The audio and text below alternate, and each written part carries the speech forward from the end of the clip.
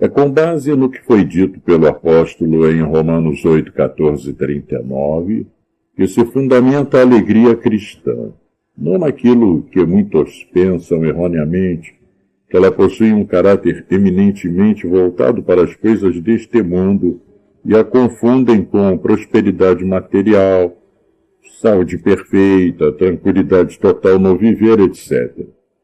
Este pensamento era completamente estranho aos crentes da igreja primitiva, e, a propósito, estavam cheios de perseguições e muitos sendo conduzidos ao martírio.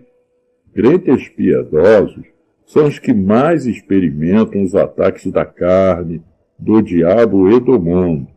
E assim, a alegria deles não pode consistir naqueles arroubos de exultações, que é muito característico principalmente nos que são jovens carnais, cheios de vigor e saúde em sua vida natural, que os dispõem a festejos e busca de prazeres neste mundo, e é somente nisto que consiste a alegria deles. Mas, quando chegam à velhice, se lhes for permitido por Deus, muitos se desencantam totalmente e percebem que já não podem ter os mesmos prazeres dos dias da juventude e concordam com Salomão, dizendo que são maus dias nos quais não têm qualquer prazer. Eles começam a perceber que para o seu corpo senil tudo é enfado e canseira, e esta condição natural alcança os próprios crentes, mas eles têm a grande vantagem de saber, desde os dias da sua juventude, que no mundo têm muitas aflições, muitas tribulações, mas podem, pelo poder de Cristo, serem livrados de todas elas e terem seu coração mantido em paz e alegre no Espírito Santo, apesar de seus muitos sofrimentos, frustrações e dores que possam experimentar deste outro lado do céu. Ninguém se faça árbitro contra vós outros, pretextando humildade e culto dos anjos, baseando-se em visões, enfatuado sem motivo algum na sua mente carnal. Colossenses 2:18. A mente carnal é atuante sem que haja necessidade de qualquer esforço de nossa parte para tal.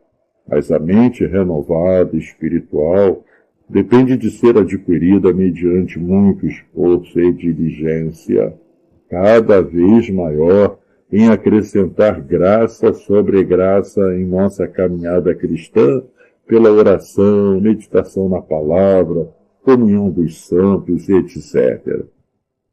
Agora, nas 3 passagens bíblicas que destacamos a seguir, é enfocado pelo apóstolo Paulo nas epístolas pastorais dirigidas a Timóteo e a Tito, o cuidado que deveriam ter para manter a verdade, o amor e a sã doutrina entre os crentes, por se contraporem ao ensino dos falsos mestres nas igrejas de Éfeso e Creta, os quais eram homens de mente corrompida e pervertida, ou seja, que não eram dirigidos pelo Espírito Santo, que desconheciam a vontade e a palavra de Deus e que com isto estavam pervertendo a fé dos crentes daquelas igrejas. De uma fonte ruim não podem fluir águas saudáveis. Aqueles homens eram como fontes que, na verdade, nem água possuíam, pois suas mentes não haviam sido trabalhadas e renovadas pelo poder do Espírito Santo, pois eram réprobos quanto à fé. Este cuidado deve ser mantido em todas as gerações da Igreja de Cristo, pois a reforma, que consiste na vigilância e esforço para trazer a verdade do Evangelho, sempre à sua forma original, conforme fundamentado na pessoa de Jesus e nos apóstolos, nas Escrituras, é algo que deve estar sempre sendo realizado, para que o castiçal da Igreja não seja removido pelo Senhor. Altercações sem fim, por homens cuja mente é pervertida e privados da verdade, supondo que a piedade é fonte de lucro, 1 Timóteo 6:5. E do modo por que Janes e Jambres resistiram a Moisés, também estes resistem à verdade. São homens de todo corrompidos na mente, réprobos quanto à fé. 2 Timóteo 3:8. Todas as coisas são puras para os puros. Todavia, para os impuros e descrentes, nada é puro, porque tanto a mente como a consciência deles estão corrompidas. Tito 1,15. Concluindo o nosso breve estudo sobre a mente, devemos destacar que nosso Senhor Jesus Cristo disse que aquele que nele cresce, do seu interior fluiriam rios de água viva, referindo-se à multiplicidade de pensamentos e operações espirituais, celestiais e divinas que fluiriam daqueles que tivessem a habitação do Espírito Santo e que andassem nele, pois seria como uma fonte inesgotável, da qual procederiam tais pensamentos e operações espontâneas nos crentes espirituais, e somente nestes, pois nos carnais, os canais pelos quais os mesmos fluem ficam obstruídos. Assim, como a mente natural produz espontaneamente pensamentos vãos e naturais, nos quais nenhuma glória é conduzida a Deus, de igual modo, na mente espiritual também são produzidos pensamentos espontâneos, só que estes são proveitosos e trazem muita glória a Deus. Sendo, portanto, tais pensamentos espontâneos a melhor evidência e medida para sabermos se somos de fato espirituais e não carnais. E, numa consideração final, devemos saber que a mente natural não seguirá o espírito quando este voltar para Deus no dia da morte, mas somente a mente espiritual, que foi recebida do alto no novo nascimento do crente. E por isso, não é sem razão que somos exortados na palavra a dar toda a diligência cada vez maior para a confirmação de nossa vocação e eleição, por um crescimento na graça e no conhecimento de Jesus, pela contínua e crescente renovação desta mente espiritual. Portanto, não vos inquieteis dizendo que comeremos, que beberemos, ou com que nos vestiremos, porque os gentios é que procuram todas estas coisas, pois vosso Pai Celeste sabe que necessitais de todas elas. Buscai, pois, em primeiro lugar, o seu reino e a sua justiça, e todas estas coisas vos serão acrescentadas.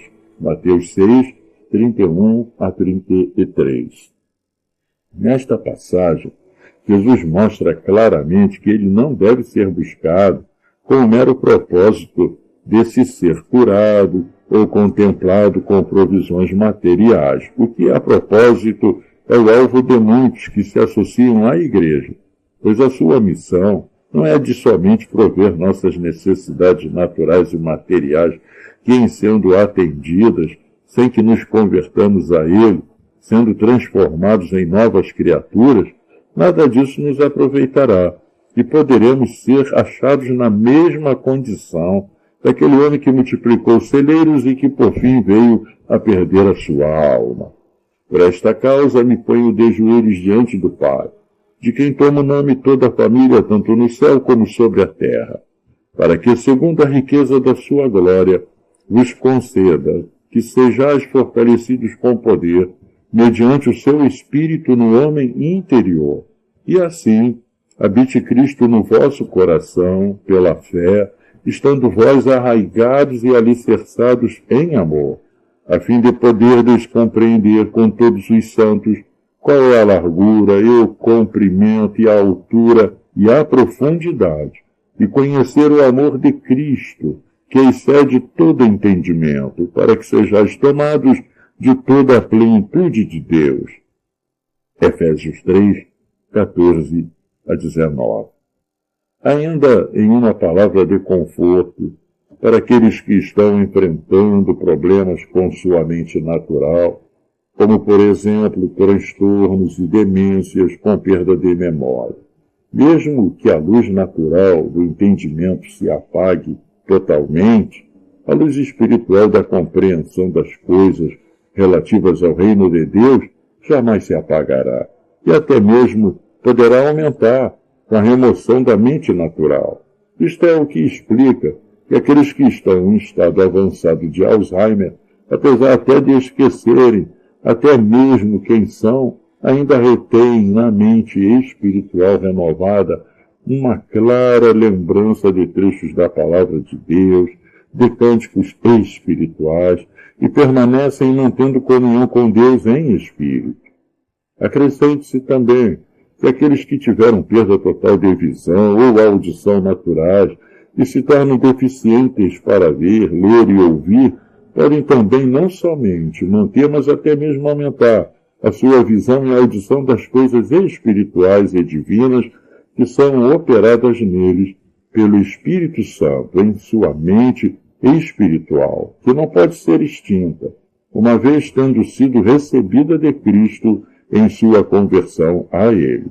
Bendito e louvado seja para sempre o grande nome do Senhor. Ora, o Deus de toda a graça, que em Cristo vos chamou à sua eterna glória, depois de terdes sofrido por um pouco, Ele mesmo vos há de aperfeiçoar, firmar, fortificar e fundamentar. A Ele seja o domínio pelos séculos dos séculos. Amém. 1 Pedro 5, 10 e 11.